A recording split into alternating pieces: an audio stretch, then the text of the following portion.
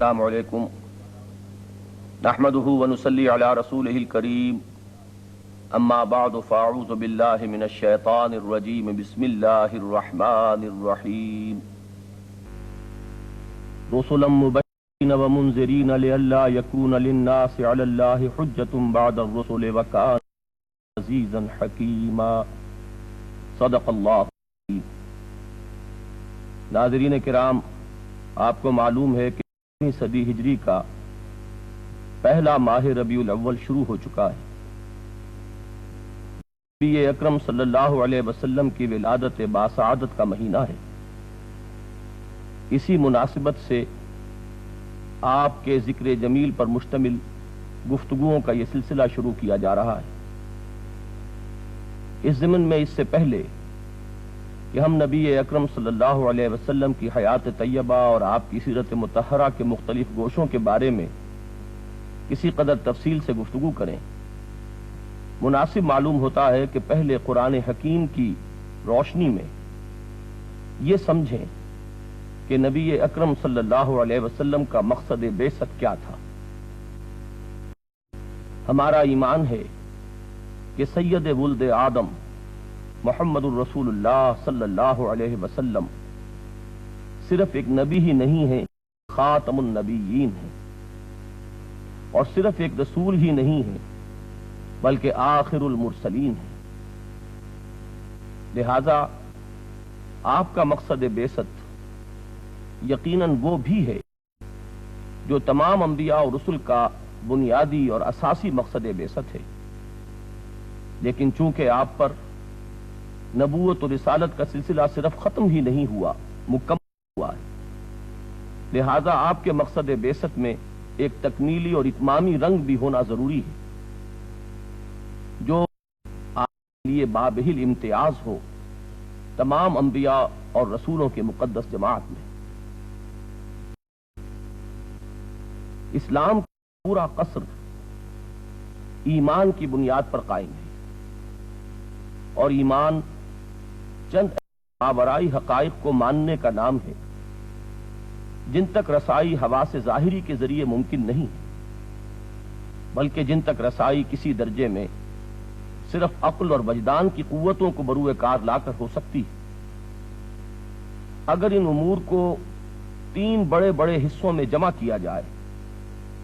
تو وہ ایمانیات ثلاثہ کی شکل اختیار کرتے ہیں، یعنی ایمان باللہ یا توحید، ایمان بالآخرہ یا معاد، اور ایمان بالرسالت و نبوت. ان تینوں کے مابین اگر ذرا بنظر غائب دیکھا جائے تو بڑا گہرا منطقی ربط پایا جاتا ہے. تفصیلات کو چھوڑ کر اور فلسفیانہ اور متکلمانہ موشگافیوں سے قطع نظر اگر سادہ الفاظ میں سمجھنے کی کوشش کی جائے کہ ایمان کیا ہے تو سب سے پہلے یہ حقیقت سامنے آتی ہے کہ یہ پوری کائنات، یہ پورا سلسلہ کون و مکان جو تا حد نگاہ ہماری نگاہوں کے سامنے پھیلا ہوا ہے، جس کی وسعتوں کا تاحال انسان کو کوئی اندازہ نہیں، یہ نہ ہمیشہ سے ہے نہ ہمیشہ رہے گا. اصطلاحاً ہم یوں کہیں گے کہ یہ حادث ہے اور فانی ہے. البتہ ایک ہستی، ایک ذات ہے جو ہمیشہ سے ہے اور ہمیشہ رہے گی. یہ ہستی بالکل تنہا ہے، اکیلی ہے، لا شریک. اس کی ذات، اس کی صفات، اس کے حقوق و اختیارات سب حد درجے یونیک ہیں، جن میں کوئی کسی اعتبار سے نہ ساجھی ہے نہ شریک. اس ہستی میں تمام محاسن و کمالات بتمام و کمال موجود ہیں. یہ ہستی ہے جسے ہم اللہ کے نام سے جانتے ہیں. یہ ہے اجمالاً ایمان باللہ یا توحید. اس ہستی نے اس کائنات کو پیدا فرمایا. یہ تخلیق الٹپ نہیں ہے، بے مقصد نہیں ہے، بیکار اور عبث نہیں ہے. خلق السماوات والارض بالحق، یہ تخلیق بالحق ہے. اور دوسرے الی اجل مسمى، ایک وقت معین تک کے لیے اسی نے انسان کو تخلیق فرمایا، اور انسان اس کے سلسلہ تخلیق کا نقطہ عروج ہے، اشرف المخلوقات، مسجود ملائک۔ اس انسان کی ایک زندگی تو وہ ہے جو وہ اس دنیا میں بسر کرتا ہے، اس دنیا میں پیدائش سے لے کر موت تک کا وقفہ، لیکن یہی اس کی کل زندگی نہیں ہے، بلکہ انسانی زندگی ایک نہایت طویل عمل ہے۔ بقول علامہ اقبال، تو اسے پیمانہ امروز و فردا سے نہ ناپ، جاویداں پیہم دواں ہر دم جواں ہے زندگی۔ یہ زندگی تو در حقیقت اس کی کتاب زندگی کے صرف دیباچے کی حیثیت رکھتی ہے، اس کی اصل کتاب زندگی موت کے بعد کھلے گی، اس کی آخری اخروی زندگی ہی اصل زندگی ہے، جو ابدی ہے، جو ہمیشہ کی زندگی ہے، جس میں دوام ہے، جیسے کہ قرآن مجید ارشاد فرماتا ہے وَإِنَّ الدَّارَ الْآخِرَةَ لَهِيَ الْحَيَوَانُ لَوْ كَانُوا يَعْلَمُونَ۔ انسانی زندگی کے اس طویل سفر میں موت صرف ایک وقفہ ہے، بقول شاعر موت ایک زندگی کا وقفہ ہے، یعنی آگے بڑھیں گے دم لے کر۔ اس نے جو انسانی زندگی کو دو حصوں میں تقسیم کر دیا، تو اس سے جو دنیاوی زندگی کا حصہ جداگانہ مشکل ہوا، اس کا مقصد ہے امتحان۔ خلق الموت والحیات لیبلوکم ایکم احسن عملا۔ اس نے موت اور حیات کا یہ سلسلہ اس لیے تخلیق فرمایا کہ وہ تمہیں آزمائے کہ تم میں سے کون ہے اچھے عمل کرنے والا۔ اس کو بھی علامہ اقبال نے نہایت سادہ الفاظ میں ادا فرمایا، قلزم ہستی سے تو ابھرا ہے مانند حباب، اس زیاں خانے میں تیرا امتحان ہے زندگی۔ اس زندگی کے بعد ایک موت آنے والی ہے، اس موت کے بعد حشر و نشر ہے، جزا و سزا کے فیصلوں کا ایک دن ہے، جسے قرآن مجید یوم الدین سے تعبیر فرماتا ہے۔ اس دن طے ہوگا کہ انسان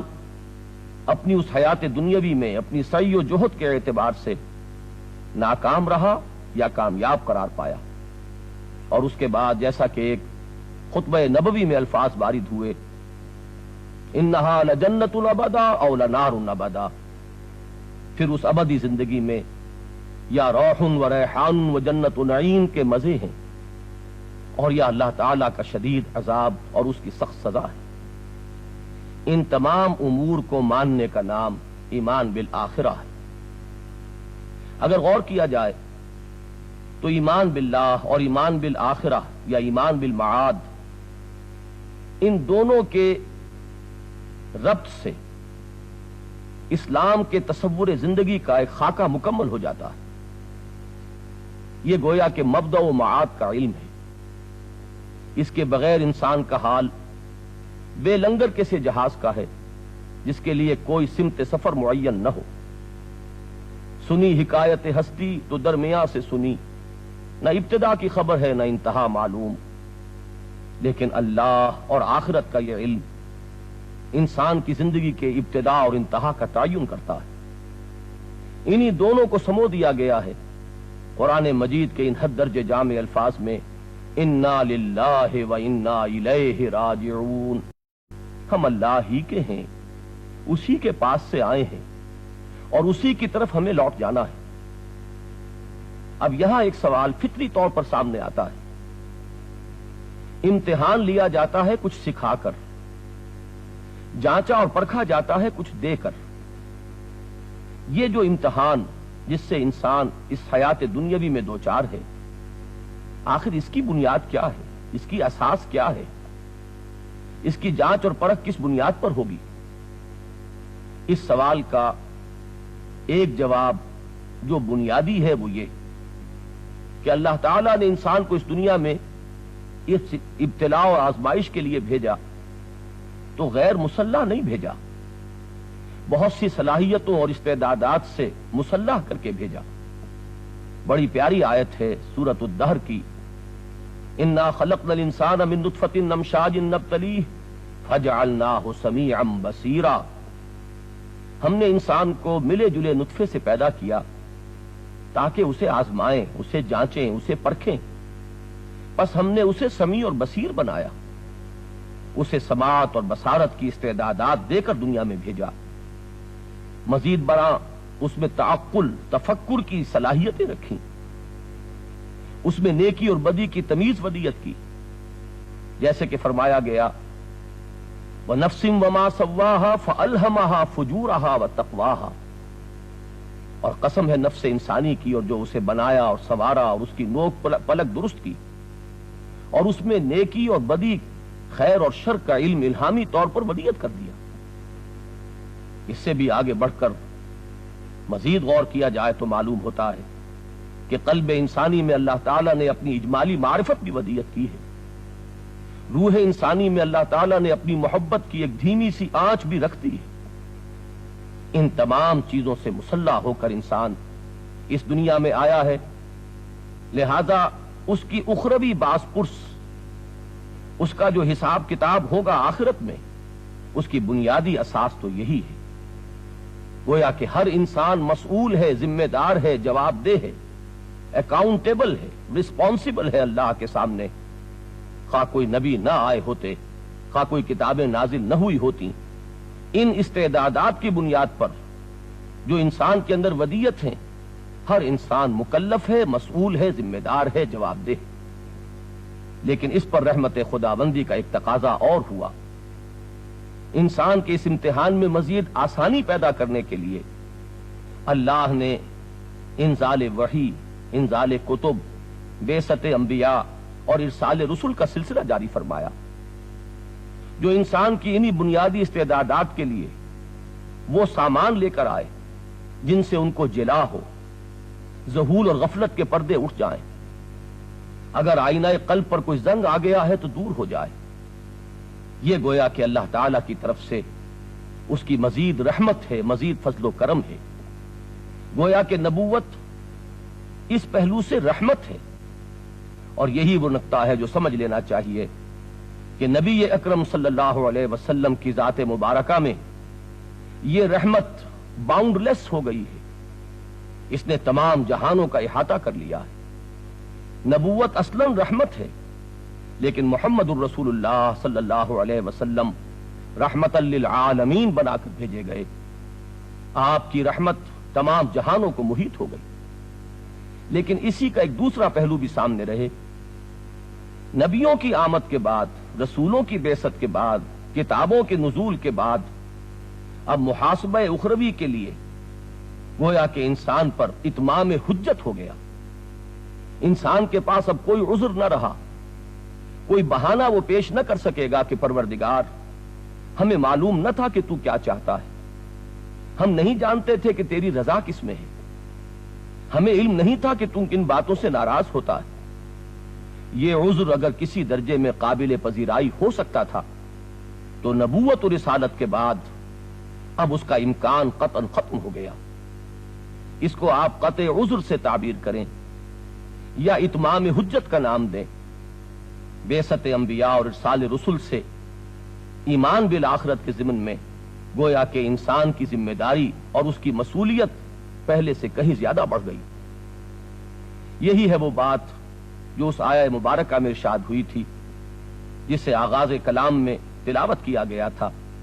رسلا مبشرین و منذرین، ہم نے اپنے ان رسولوں کو بھیجا بشارت دینے والے بنا کر اور خبردار کرنے والے بنا کر، اہل حق کے لیے، طالبین ہدایت کے لیے، صحیح راہ پر چلنے والوں کے لیے وہ مبشر ہیں، بشارت دینے والے ہیں کہ ان کے لیے روح و ریحان و جنت نعیم والا مستقبل منتظر ہے، اور اہل زیغ کے لیے، کج روی اختیار کرنے والوں کے لیے، گمراہی کی روش اختیار کرنے والوں کے لیے وہ خبردار کر دینے والے ہیں،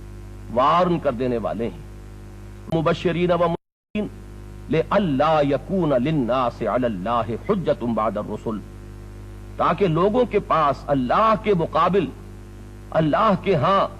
کوئی حجت باقی نہ رہ جائے، رسولوں کے بعد وہ کوئی عذر پیش نہ کر سکیں، محاسبہ اخروی کے وقت کوئی بہانے نہ بنا سکیں۔ وَكَانَ اللَّهُ عَزِيزًا حَكِيمًا، اللہ زبردست ہے، وہ جس طرح چاہے حساب لے، اس کا اختیار مطلق ہے، کوئی اس سے پوچھنے والا نہیں، لیکن وہ حکیم بھی ہے۔ اس نے اپنی اس باز پرس کے لیے ایک نہایت حکمت بھرا نظام تجویز فرمایا ہے، اور یہی ہے وہ نظام جس کی اہم ترین کڑی ہے سلسلہ نبوت و رسالت۔ وآخر دعوانا ان الحمد للہ رب العالمین۔